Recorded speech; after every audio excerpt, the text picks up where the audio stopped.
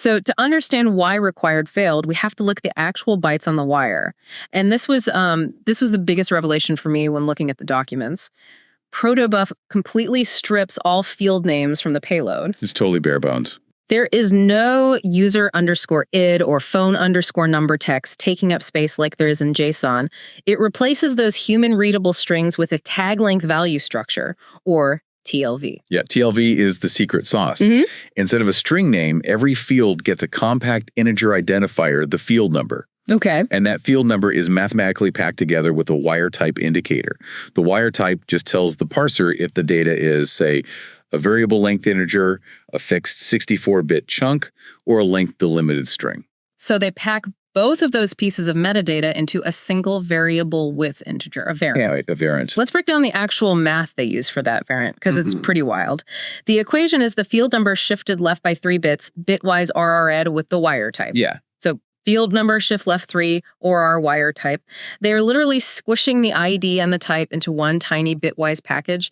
But the fallout of that bitwise math is fascinating to me. It really is. Because of how the bits align, field numbers 1 through 15 fit exactly into one single byte on the wire. Okay, 1 byte. But the moment you assign a field to number 16, it mathematically overflows, requiring 2 bytes to encode that tag. Oh, wait. So if my main ID field is just casually numbered 100 because I like round numbers, I am paying a 2-byte tax per message forever. Forever. It's a permanent structural cost to your infrastructure. Oh my gosh. If you send billions of messages a day, how much free bandwidth are we all just leaving on the table because we didn't understand the bitwise math? A staggering amount of bandwidth, honestly.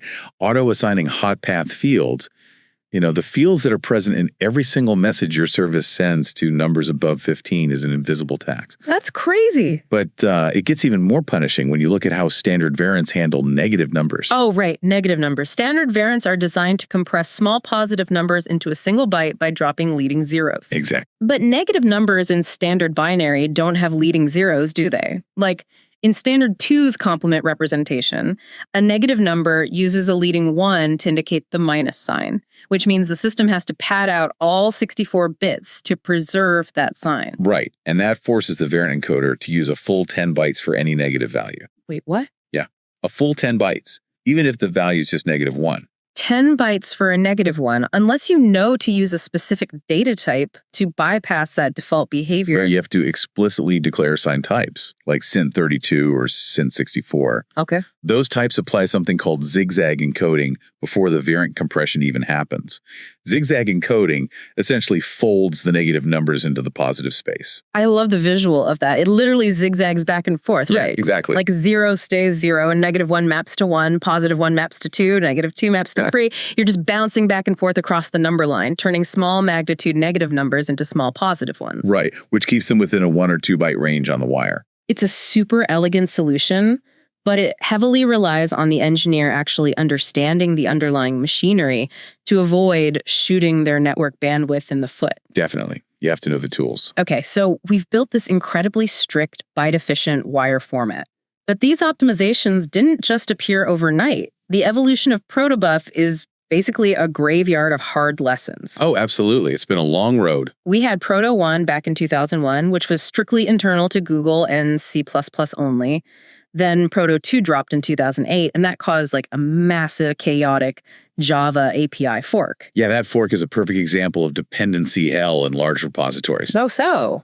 Well, when teams updated their schemas at different times, they ended up with code bases depending on both the old and new generated Java classes simultaneously. Oh, wow. Because the underlying class names or structures changed, they couldn't compile them together.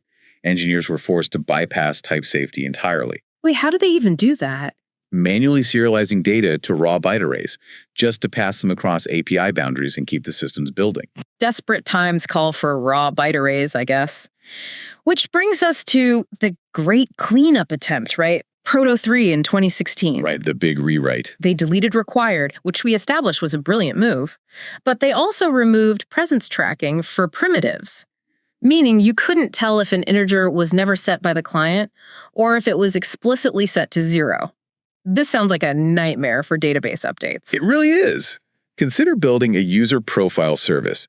If a user clears their high score, your client sends a 0. the database should update to 0, right? Right. But if the user simply didn't update their score, the client sends nothing, and the database should leave the existing score alone. Makes sense. Without presence tracking, the serialization layer treats an explicit 0 and an empty field as the exact same thing. It just sees the default value. So you start overwriting legitimate database records with zeros just because the serialization layer couldn't tell the difference between absent and intentionally empty. Exactly. It's a huge data integrity issue.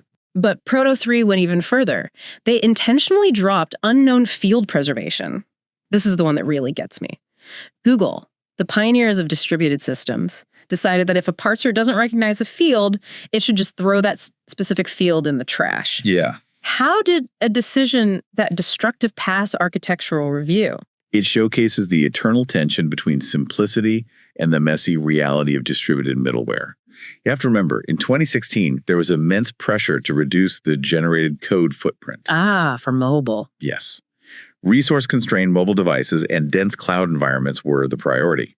Preserving unknown fields requires allocating memory to store data you don't even recognize, Yes. just in case you need to serialize it again later. Right. Dropping those fields seemed like a clean, aggressive simplification to save memory. But dropping it actively breaks the safety contract for rolling upgrades. I mean, think about a proxy server sitting between a brand new client and a brand new backend. Right, the proxy in the middle. If that proxy is running an older schema, it has to parse the message, route it, and send it along.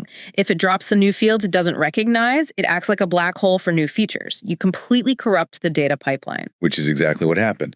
Real-world proxy infrastructure started quietly dropping massive amounts of data.